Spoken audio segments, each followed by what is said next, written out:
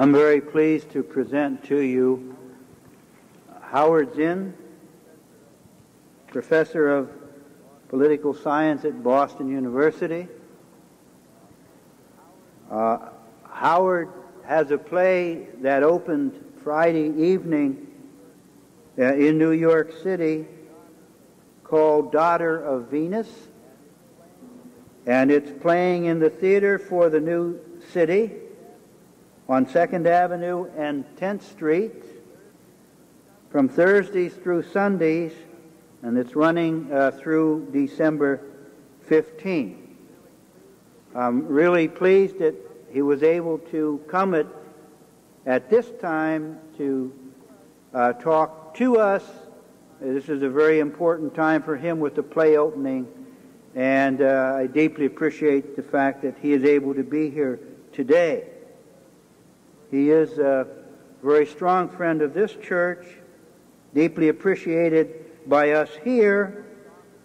As you know, he's author of A People's History of the United States, and he's one of the educators with, quote, leftist biases, unquote, targeted for monitoring by the new conservative group, Accuracy in Academia. I'm very pleased to present Howard Zinn, whose address is called War in the Classroom. Howard Zinn.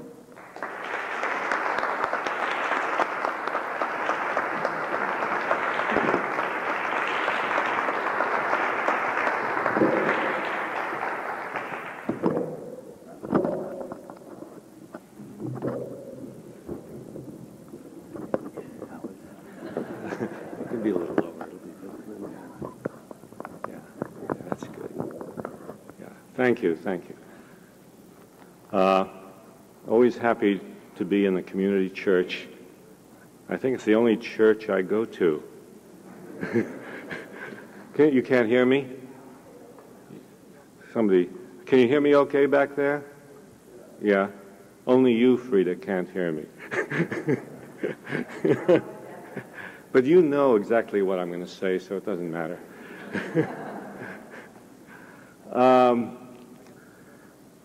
I guess we chose, Bill Alberts and I, chose the topic. We always choose the topic together in a long series of negotiations that goes on over the telephone. And we chose the topic war in the classroom because at the time that we were talking about my coming to speak here, there was in the news all of this about this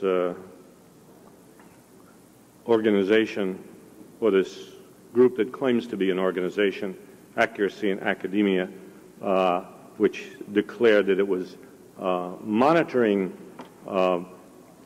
teachers in various parts of the country. It claimed that there were 10,000 Marxist professors in the United States, which made me feel good. We ourselves have trouble counting ourselves, and we depend on the FBI and the CIA and organizations like this to give us accurate information about ourselves. So there's apparently this phenomenon of secret monitors in the classroom. The nice thing about that is that after they announce it, they don't have to hire any. They've done their job. They've put everybody on the alert. You look then very suspiciously at everybody in the audience. As I was sitting up there, I was looking around, trying to tell who is a true member of the community church. See how loudly people sing. If they sing too loud, you're suspicious. So there's this phenomenon of Accuracy in Academia suddenly coming along and announcing its intention. And then there are other little things happening. For instance, well, let me pick a university at random. Boston University. Just taking them in alphabetical order, almost. At Boston University recently, a professor in the philosophy department was informed by his dean that the reason he didn't get the kind of raise that he should have gotten, I guess you know that raises are dependent on higher authority in the university, as they are everywhere in the world. The reason he didn't get the raise that he was that there were two courses that he was teaching which somehow were not quite right. One of them was called the Philosophy of Science and the Occult. Very suspicious.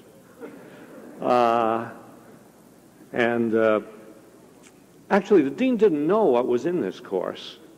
He didn't know what, the title struck him. The deans are very perceptive.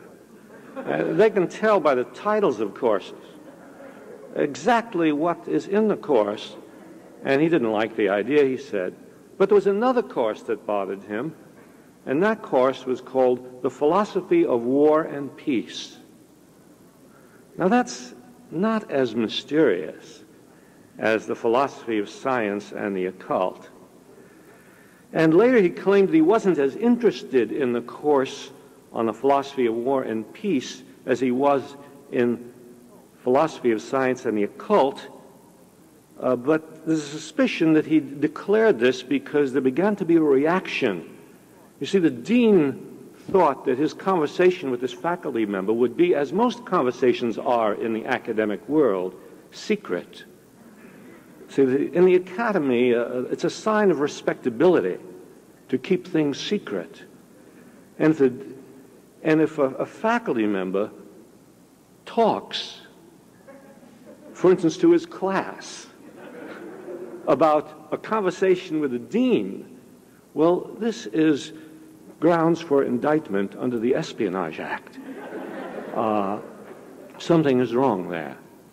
And so once it was publicized, the dean withdrew and he said, no, I'm not as interested in science, the philosophy of war and peace, but he had already made his statement, and it was a little suspicious because the philosophy of science and the occult had been going on for about 11 years, and the dean had never said a word about it, whereas the philosophy of war and peace had just started to be a given. So putting two and two together, philosophers often put two and two together. Putting two and two together, now you might say the dean misspoke, and the philosopher had to figure it out. But it seemed that there was something troubling about this teaching this course in the philosophy of war and peace. And I suspect that one of the reasons is that this particular philosopher who taught the course was, and I don't know if I should say this, he was not quite neutral as between war and peace. And as we know, in the academy, we value neutrality. And this particular teacher seemed to be a little more on the side of peace. Now, I think this must have been troubling because we have courses and teachers all over the country and at Boston University as well who teach courses in which the emphasis is on war. There was a course at Boston University in weaponry. Did you know that? Some people knew it. Weaponry, right? And there's no course on strikes or, right, civil disobedience or demonstrations or, right? But there's a course on weaponry. In fact, I don't know if I should say this. I'll say it in a low voice. I was once invited to speak to this course on weaponry because I'm a veteran of the Air Force, and it was assumed that since I'm a veteran of the Air Force, I would just be delighted to talk, as the inviting professor told me, talk about the equipment that you used, and the class would love to hear about it. And I said, yes, I would like to tell them about the equipment that I used, but you know that I'm not just going to talk about weaponry. There are other things on my mind. He said, really? I thought then he doesn't know me. He must have picked me out of the syllabus by alphabetical reversal, right? And, well, the invitation never came through. I'm still waiting. Anyway, there's all this stuff going on, all this attention being paid. And we can look on it as many people do, as a resurgence of what we know historically and what some people lived through, what the community church, in fact, lived through, what Florence Luscombe certainly lived through, that phenomenon known as McCarthyism, which everybody knows about, as a period in which labels were enough, names were enough, epithets were enough, words were enough, signing petitions were enough to call attention to people, to have names circulated on blacklists, that people lose their jobs, that people go to jail. That whole apparatus of the police state, which we know as McCarthyism, and which reminded us that police states are not confined to countries which are overtly, and most of the time, police states, but countries that call themselves democracies are, in fact, at certain times, to a great degree, and all times, to a smaller degree, police states. So we could see it as a resurgence of McCarthyism. But there's something else that should be thought about, and that is that McCarthyism is not an occasional phenomenon in American history. There is a permanent McCarthyism, which has been true for a very long time. How long exactly? Where did it start?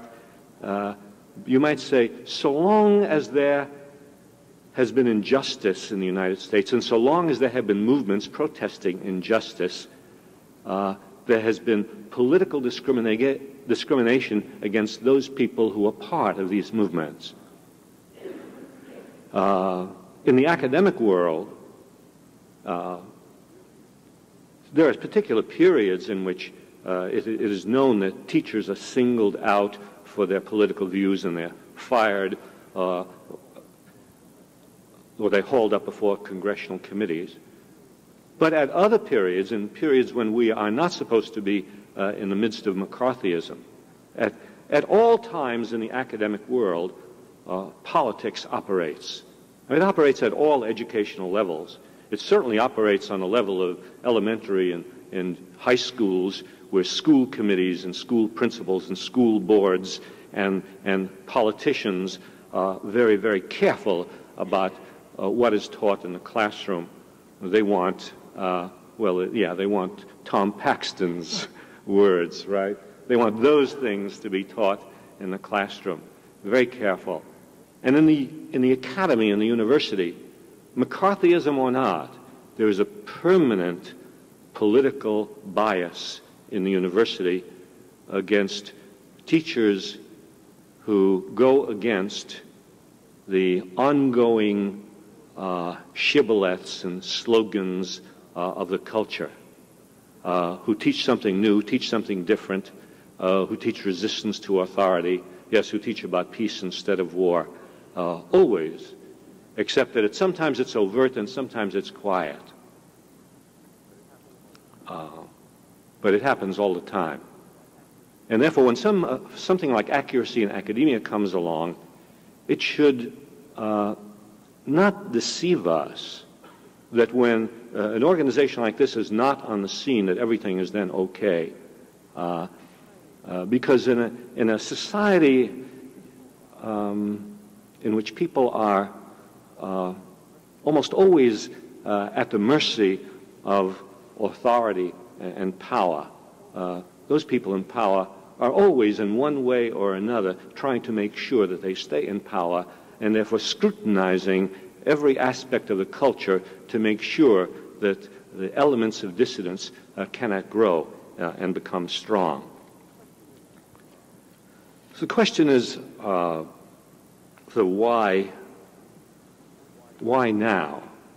That's why accuracy in academia now? Why is the professor of philosophy summoned to the dean now? What are they afraid of? You know who I mean by they?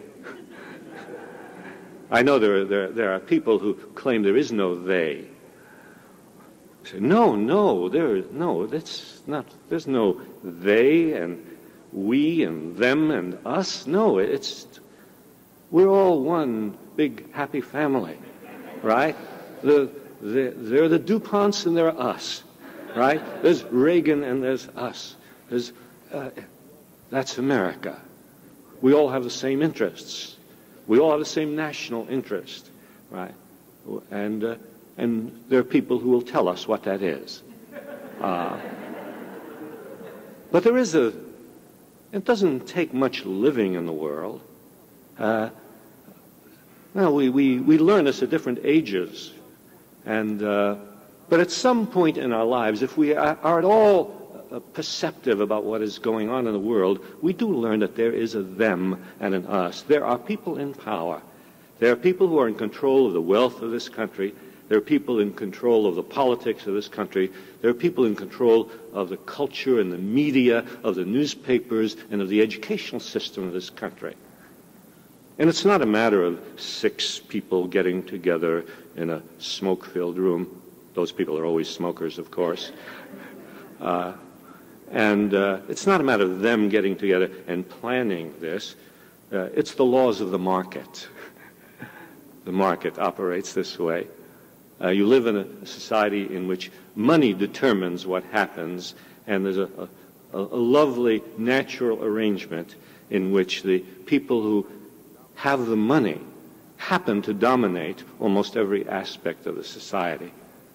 And so they seem to be worried.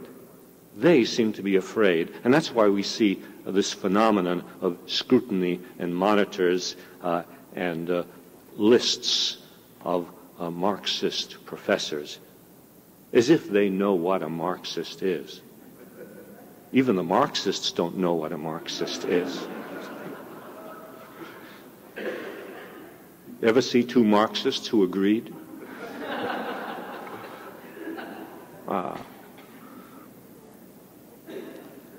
So why are they afraid? Why are they acting at this time?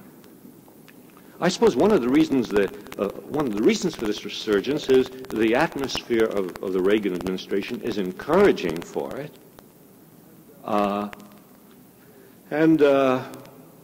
they deceive themselves even momentarily that within this atmosphere they can do things. They can go back to the 1950s and that McCarthy period. They can do things under Reagan that perhaps cannot be done at other times. But they are deceiving themselves about what the Reagan presidency means, just as many people in the country have deceived themselves about the Reagan presidency. And I hear this repeated again and again on the media, and unfortunately what is repeated again and again on the media becomes accepted even by people who have learned or should have learned to be suspicious of the media. And as the media tell us again and again that we are now living in an America in which everybody loves Reagan.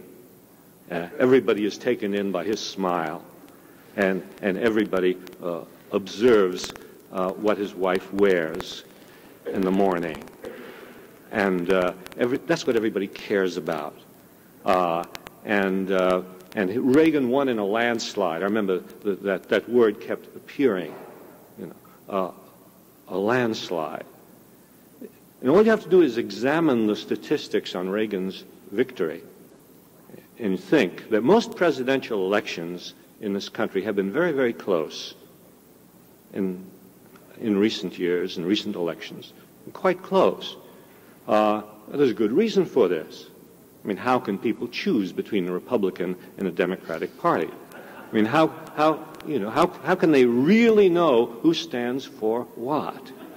How can they really tell whether Nixon or Humphrey is more sincere about ending the war in Vietnam, since, they both have special assistants for national sincerity? And you can't, so the elections tend to be close. So when somebody wins an election that's not very close, it suddenly becomes an overwhelming victory. Reagan got 59% of the vote. 59%. He didn't get 80%, 85%, 72%, or 63%. He got 59% of the vote. And the people who voted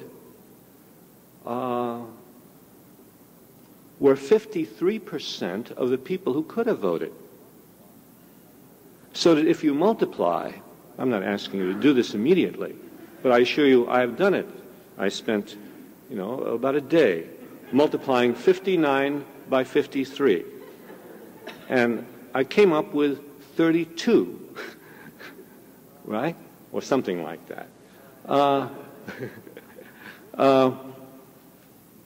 Reagan got 32% of the people who are eligible voters. And Mondale got 21% of the people who are eligible voters. And 47% didn't vote. So the largest party, the landslide, if there was a landslide, it was a landslide of non-voters. And out of this, they have fashioned an overwhelming popular burst of enthusiasm for Ronald Reagan. And people have believed that. And it's time to start spreading the word. We didn't vote for him. A small number of people voted for him. And a smaller number voted for Mondale. And more people than that didn't see the value of voting, or too disgusted to vote, or had one reason or another for being alienated from the voting mechanism. Nevertheless, it's the atmosphere created by the media around a spurious and invented and artificial Reagan landslide that enables the right wing and accuracy in academia to come forth and think that they then have a setting in which they can do their work. Now, there's another reason, I think, why they have come forward at this particular time. And that is, they are worried about the population of the United States. They are worried about the new generation. They're worried that the new generation might not be accepting everything that is being said by the establishment. This worry goes back to the 1960s and the 1970s. And it goes back to the fact that as a result of the Vietnam War, the black movement, the women's movement, the prison movement, Watergate, as a result of a whole series of events that took place in the late 50s and 60s and 70s in this country, by 1975, all of the surveys showed that Americans had lost their great respect for authority. They had lost confidence in Congress, they'd lost confidence in the president, they'd lost confidence in business, they'd even lost confidence in those organizations in which everybody was supposed to have supreme confidence, the FBI and the CIA. Really, that's what all the surveys showed in 1975. And all of the statements made by those people who were voices of the establishment in 1975 were statements of worry. Samuel Huntington, who was the chairman of the political science department at Harvard, wrote a treatise for the Trilateral Commission, which is the super think organization assessing the world for those people who run it. And Huntington, in his reports, said he was worried because now, in 1975, people had learned not to obey authority. He talked about, and this is the phrase he used, an excess of democracy, and worried that with this excess of democracy, that if the nation needed to carry on another military activity, the population might not go along. That fear has permeated the thinking of the establishment ever since those years, ever since the 60s and 70s, a fear they have not lost. Because despite all of the attempts to suppress what happened in those years, to rewrite history or to obliterate history, there is a memory of Vietnam. There's a memory of the black movement. There's a memory of Watergate, which will not go away, which I find even in students who were not alive at that time, who were 2 years old at that time, or who weren't born at that time, and somehow that memory has been transmitted even to this younger generation. And it's a memory that makes this generation very cautious and skeptical about claims made by the establishment. That disrespect for authority is still there. There's a reason why, although Reagan is elected by this small plurality, the polls show that the population of the United States is against American military intervention in Central America. The polls show that a greater number of Americans than ever before believe that we are spending too much money on the arms race. And whenever there have been referenda, and these are not sample polls, but referenda of populations during voting times taken on the issue of should we take money away from the military and use this money for social services, those referenda have overwhelmingly come out against money for military spending. Right here in Boston, every single precinct in Boston, in an election that took place in fact, in around 1982, every single precinct in Boston voted for a proposition which said we should take away money from the military and use that money for social services. Now that kind of strong feeling in the population, which isn't publicized very much, but which is there, and which the establishment is aware of, that worries them. And that's one of the reasons why they feel a tremendous need to undertake a revamping of what goes on in the classroom. They don't want a new generation coming out of the schools and the universities which will refuse to fight in another war. They don't want a new generation which is going to refuse to pay its taxes for the absolute stupidity of a war machine which has already spent almost $2 trillion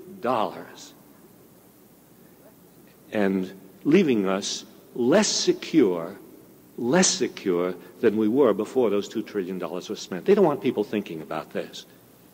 And because of this, yes, they are trying to introduce into classrooms where possibly the kind of suspicion of authority might be there in the classroom, they're trying to introduce a chilling effect. They want people to worry. They want teachers to be hesitant about what they talk about. They want students to be hesitant about what they talk about. And by the way, there are real fears. Teachers who don't have tenure, that is, teachers whose job security depends on the whims of the administration, they have to worry about whether their names will be put on a list, whether they will be reported quietly to a dean or to the president, or in a newsletter circulated by Accuracy in Academia, and then when they come up for tenure, they'll find they're without a job. They worry about that. Students have to worry. When Accuracy in Academia was first appearing in the newspapers, a foreign-born student came up to me and he came to see me in my office, and he said, I want you to understand that if I don't speak up in class very much from now on, because he had been fairly vocal and he was interested in all sorts of things. He had spoken. He said, if I don't speak up in class very much from now on, you will understand that I really have to worry, because I'm foreign-born. I'm an alien. I'm here, I'm in the thrall of the Immigration and Naturalization Service. They can deport me at any time. I have to be careful of what I say. So they are trying to introduce this chilling atmosphere in the classroom so that people will be afraid, and so that the kind of things that they don't want to be discussed won't be discussed. That's what they want. The question is, oh, by the way, there's another thing that we ought to think about, and that is that when something like this happens, that is when the normal McCarthyism becomes a special McCarthyism, when the normal political bias that operates in the academy becomes a special and overt political bias, it usually is a sign that more military adventures are on the way. Because there's always a correspondence historically between the suppression of dissent, the suppression of the left, or the suppression of people claimed to be on the left, because after all, they don't really know their directions very well. But there's always a connection and a correspondence between that kind of suppression and war, or military adventure, or intervention into another country. And therefore, it should cause us to be more on the alert than ever before. But what should it cause us to do? Should it cause us, therefore, to be more cautious? Should it cause us to set up counter monitors in the classroom? Our own little counterintelligence service working to spot the spies of the other side.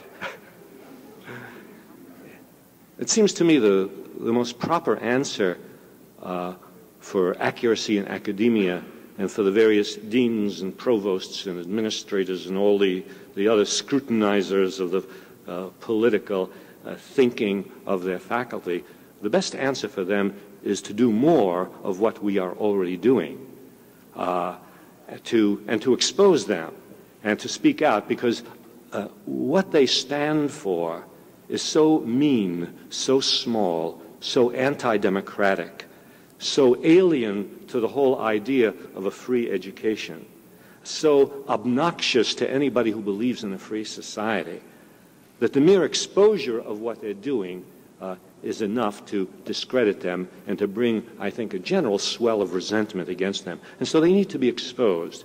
Their dishonesty needs to be exposed. I mean, by dishonesty, I mean they pretend that they're only interested in accuracy. Of course, they don't care at all about accuracy. They care about ideas. They care about thoughts. They care about, in fact, they have said so. They don't misspeak. They just speak twice at different times. And here on one side they say, oh, we care about accuracy. But at another time they say, well, we care about Marxists. We care about leftists. We care about liberals. We care about people who are too critical of the foreign policy of the United States. We care about people who equate the foreign policy of the United States with the foreign policy of the Soviet Union. Imagine anybody suggesting that both the Soviet Union and the United States are militarist and interventionist. Really. That's what they... So these... what do we do?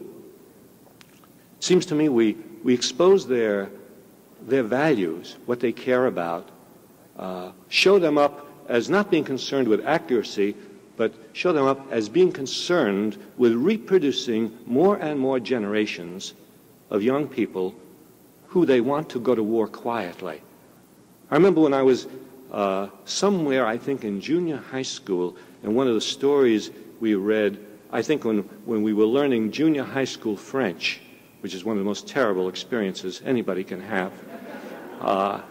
You know, I remember one of the stories we read was La Dernière Classe, you see, and it was about this last class in 1914 in France, you see. The last class of students the last session they were having together before they were all being marched off to war. And I remember the mood of that story was a mood of patriotism and support, and wow, isn't that great that all of these, they're all leaving their class and marching off to war. And I remember in Eric Maria Remarque's All Quiet on the Western Front, there's a scene also like that. They're going off to war. And there's that, that's the kind of education, in fact, that dominates, that has dominated in every country, that establishments want. They want an education in which the generals are heroes, in which battles and wars dominate the history books, in which the slogans of the fighters and the killers, well, they don't call them that, the heroes dominate. Don't fire until you see the whites of their eyes, and et cetera, et cetera. You know all those things we learned in grade school. And our problem is to expose that. This is what they care about. This is what they want. They want obedience. They want subservience. They want young people to learn to be sheep, to be accepting. What they want is profoundly anti-democratic. And our problem is to show that. And not only to show that, not only to talk about them and what they do and what they stand for, but our problem is, as I said before, to do in a more vigorous way what we have already started to do. And if we haven't done it, to start doing it. If we haven't taught courses on the philosophy of war and peace, we should start. The dean's remonstration to my colleague suggested to me that when I teach this spring my course in Introduction to Political Theory, that I must, while I always deal with war and peace in political theory, in fact, there's no course that I teach which doesn't deal with war and peace. There's no course that I teach which doesn't deal with Central America or Vietnam or authority and civil disobedience and imprisonment and freedom or class or race or all of those things that drive accuracy in academia up the wall, you see. But I was determined after hearing what the dean said, well, now I have to be even more explicit. This is, class, we're going to concentrate this semester on war and peace. This is what we're going to do. We have a responsibility. We who teach, and I don't mean just we who teach in the classroom, because we're all teachers in a sense. We're all in the world. We all talk to other people. We all teach. And we have a problem. They talk about balance. The world is out of balance. The world is skewed and distorted in the direction of the people who have gone to war and wanted the new generations to go to war. And our problem is to restore that balance and to teach about war, teach about the history of wars, and break through all of the rationales for war, break through all of the easy slogans in which whole populations have been commandeered to kill and to be killed on behalf of some slogan like, we're doing it for our national defense, we're doing it for our national security, or this is a just war, or we are a good society, right? And they are a bad society, and therefore it's only right that a good society should make war on a bad society, because it means that good things will happen in the world. Now, it doesn't take much history to show the stupidity of that notion. Athens was a good society and Sparta was a bad society. And so Athens went to war against Sparta, and very, very soon Athens and Sparta were indistinguishable from one another. And you can see this again and again, how countries, societies go to war, and it's, well, we're a democratic society. Therefore, we go to war. It must be a democratic war. Or, as you might say, in the Soviet Union, we're a socialist society. Therefore, if we go to war, we must be fighting for socialism. Or Israel, we're a Zionist society, and we have this noble dream. And therefore, if we go to war against Lebanon, it must be for this noble dream. And it's very important to go through this history and show how we have reached that point in human history where The brutality of war has exceeded any possible democratic, good, socialist, Zionist, liberal, wonderful outcome. The means have far outrun the ends. Those means cannot be used anymore in our time, in our world, to rectify injustice or support freedom or democracy in any way. And those means must be rejected. And that's a kind of atmosphere, that's a kind of feeling that it seems to me, we must begin to talk about more and more. And talk about how the world can be different, and how if all the resources that were being used, that were being wasted now in building up these enormous military establishments, if these resources were being used for people, for human relations, for children, for old people, for the sick, for hospitals, for schools, for playgrounds, to make gardens out of our cities, to have art flourish, to have artists and musicians and poets be able to live instead of having to starve. For people to be able to live their lives. The resources are there. The world is a marvelous and wonderful world. And we would only be rectifying the imbalance that already exists if we began to suggest the alternative ways in which all of us could live in this world. I hope I've been accurate. Thank you.